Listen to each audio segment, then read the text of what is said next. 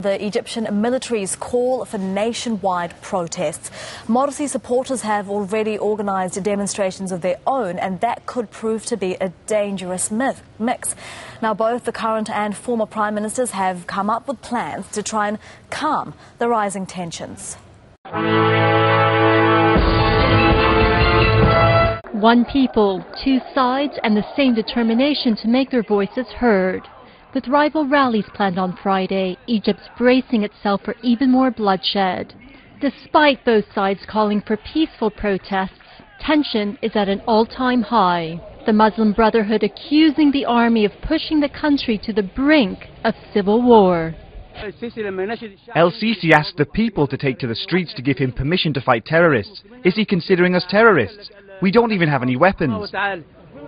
As for the army, it couldn't be clearer, calling on Egyptians to unite and take action against terrorism and violence, which it blames on Muslim Brotherhood.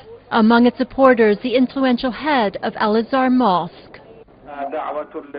It's a call for all Egyptians for unity and togetherness, to renounce violence and hatred, and support their armed forces and their police.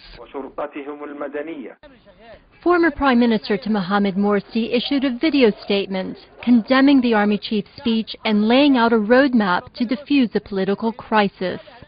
The first measure is the release of all prisoners who were arrested after June 30th, 2013.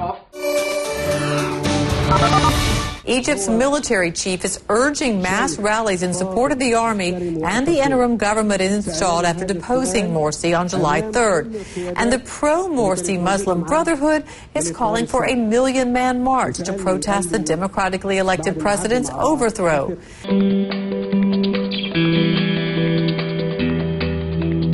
The ultimatum ups the ante in a country already on edge after the uprising against Islamist President Mohamed Morsi.